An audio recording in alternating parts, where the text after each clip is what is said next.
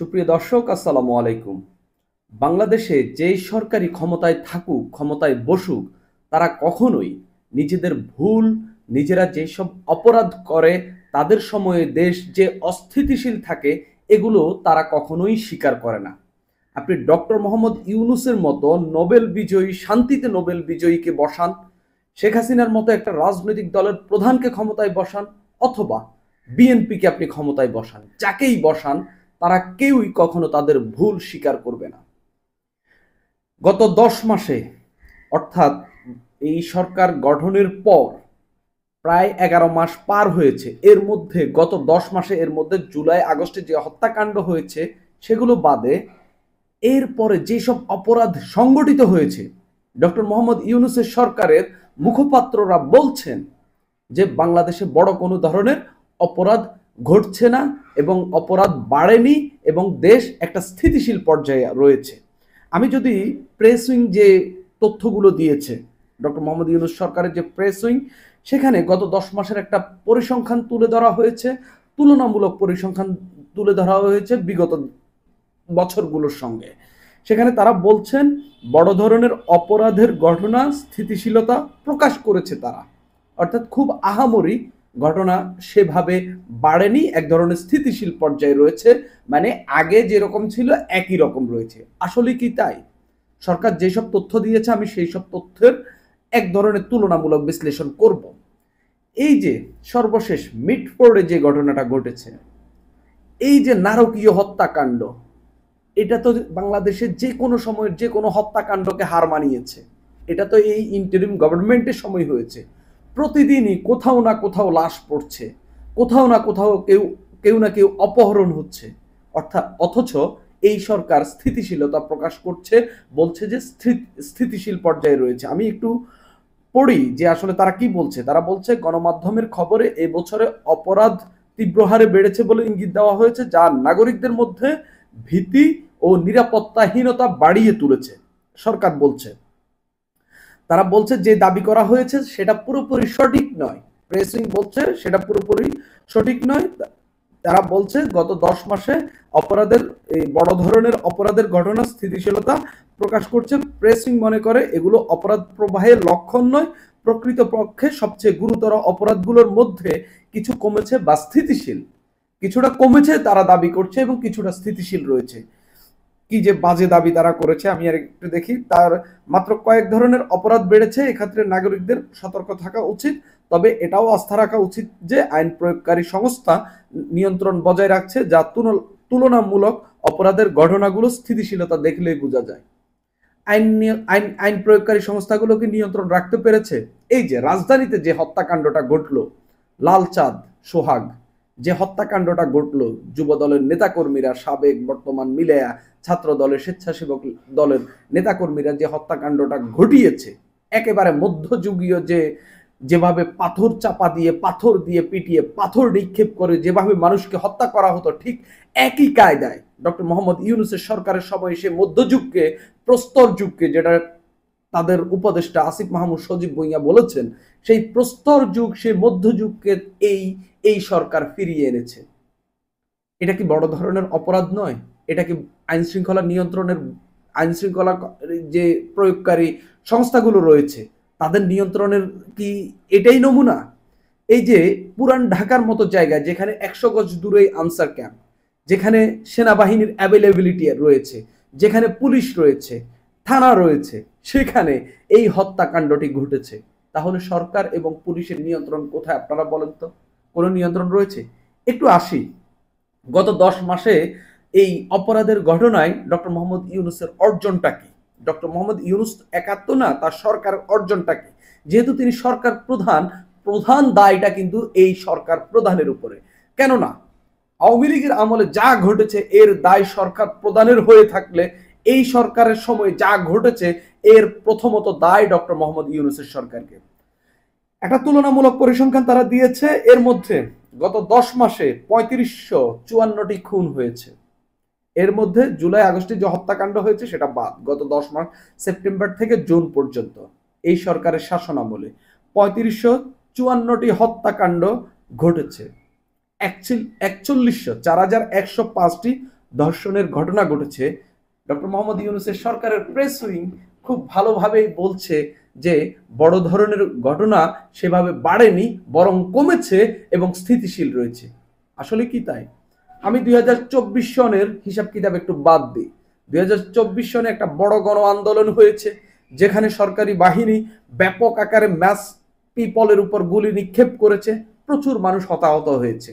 শুধু জুলাই আগস্টেই প্রায়, অনেকেই বলে থাকেন 2000, তবে পরিসংখ্যান অনুযায়ী এখন পর্যন্ত যেটা জানা যাচ্ছে 1400-র মতো মানুষ মারা গেছে। তো যেহেতু 2 মাসে সরকারি বাহিনী এবং সংঘর্ষে এই পরিমাণ মানুষ মারা গেছে, সেটা বাদ দিয়ে আমি 2023 সনের হিসাবটা একটু বলি। গত 10 মাসে 3554 খুন, 4105টি ধর্ষণ।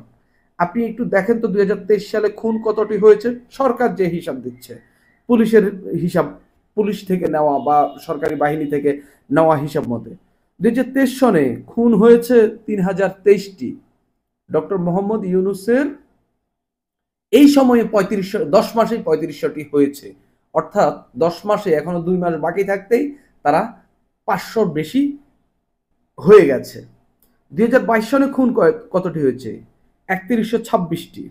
2021 সনে 3214টি। 2020 সনে 3539টি। 12 মাসে। আর 10 মাসেই 3554টি হয়ে গেছে। এবার আসি একটু ধর্ষণের ঘটনা। ডক্টর মোহাম্মদ ইউনূস 4105টি হয়ে গেছে তাদের গত 10 মাসে। 2023 সনে কতটি ধর্ষণের ঘটনা ঘটেছে? 5191টি। 2022 সনে 6032টি। 2021 সনে 6341টি। 2020 সনে 6555টি। তুলনামূলকভাবে বলা যায় ধর্ষণের ঘটনা কিছুটা হইলেও কমেছে। এবার আসি একটু অপহরণের ঘটনা। গত 6 মাসে ডক্টর মোহাম্মদ ইউনূসের সরকারের সময়ে, গত 6 মাসে 2025 সনের জানুয়ারি থেকে 2025 সনের জুন পর্যন্ত 517টি অপহরণ ঘটেছে। এককভাবে 2024 সনে 12 মাসে 642টি। 6 মাসে 2024 সনে যে অপহরণের ঘটনা ঘটেছে সেটাকে প্রায় ছুঁয়ে ফেলেছে ডক্টর মোহাম্মদ ইউনূসের সরকারের সময়ে। 2023 সনে ঘটেছে 463টি। 2022 সনে 460টি। 2021 সনে 445টি। 2020 সনে 486টি। 6 মাসে বিগত সব মাসকেই ডক্টর মোহাম্মদ ইউনূসের সরকারকে অপহরণের দিক দিয়ে ডক্টর মোহাম্মদ ইউনূসের সরকারের সময়কাল সব অপহরণকে ছাড়িয়ে গেছে। শুধুমাত্র 2024 সনকে ছাড়াইতে পারেনি, সেটা ছাড়াইতে হইলে আর কত শখানেক লাগবে আর কি, 120-30টার মতো লাগবে। এ হইল অবস্থা। তুলনামূলক ধর্ষণের ঘটনা কিছুটা কমেছে এই পরিসংখ্যান অনুযায়ী। সব ধর্ষণের ঘটনা কি পুলিশের কাছে কি অভিযোগ আছে, পত্রিকায় এসেছে? একেবারেই না। অনেকেই ডরে ভয়ে আদালতে মামলা করতে আসেননি, থানায় অভিযোগ করতে আসেননি। অনেকেই পত্রিকাকে জানাননি। এই স্পাইরাল অফ ফিয়ারের মধ্যে দিয়ে গত 10 মাসে দেশের মানুষ যাচ্ছে।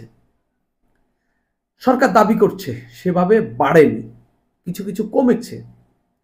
সরকার দাবি করছে স্থিতিশীল পর্যায়ে রয়েছে। আসলে কি তাই? এই যে খুনের যে তুলনামূলক বিশ্লেষণ, এটার দিয়ে কি প্রমাণ হচ্ছে? ডক্টর মোহাম্মদ ইউনূসের সরকারের সময়ে অপহরণ, ধর্ষণ, খুনের ঘটনা তুলনামূলক বেড়েছে। তাহলে সরকার এই দাবিগুলো কেন করছে? এই সরকার কি আগামীতে নির্বাচন করবে যে তাদেরকে মানুষকে বুঝাইতে হবে যে আমাদের সময়কালটা ভালো ছিল? আপনি খারাপকে খারাপ বলেন না, সাদাকে সাদা, কালোকে কালো বলেন না, অসুবিধা কোথায়? আপনার এই সময়কালকে আপনি মহিমান্বিত করতে হবে কেন? গৌরবান্বিত করতে হবে কেন? আপনার সময় খারাপ হচ্ছে সেটা আপনি স্বীকার করেন।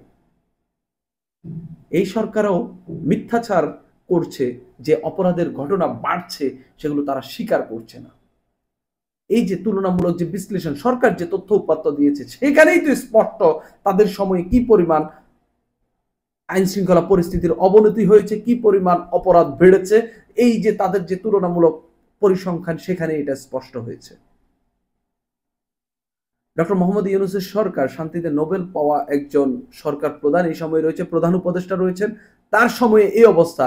তাহলে বোঝেন বিগত সরকারগুলোর তো পরিসংখ্যান আপনারা দেখেছেন, তুলনামূলক সরকারের নিয়ন্ত্রণ এদের চেয়ে এই সরকারের তুলনায় আরেকটু ভালো ছিল। অনেকেই বলে থাকে না, একটা নির্বাচিত খারাপ সরকারও, গণতান্ত্রিক খারাপ সরকারও একটা অনির্বাচিত খুব ভালো সো কল্ড সরকারের চেয়ে অনেক ভালো। এটাই তার প্রমাণ। কারণ এই রকম সরকার সবকিছু নিয়ন্ত্রণ করতে পারে না। এই রকম সরকার, অনির্বাচিত সরকার যতদিন ক্ষমতায় থাকবে দেশের জন্য অমঙ্গলজনক। তার মানে নির্বাচিত সরকার এলে কি মঙ্গলজনক? সেটা সময় বলে দিবে। বিগত শাসন আমল তো, বিগত এক্সপেরিয়েন্স তো আমাদের ভালো না। ভবিষ্যতে কি হয় সেই নমুনাও আমরা কিছু কিছু দেখতে পাচ্ছি, তাও আশা তো করা যায়। তবে ডক্টর মোহাম্মদ ইউনূসের সরকার যে ভালো শাসন দিতে পারছে না এটা স্পষ্ট। এটা একেবারেই দিনের মতো, দিনের আলোর মতো স্পষ্ট। সুপ্রিয় দর্শক, আজ এই পর্যন্তই।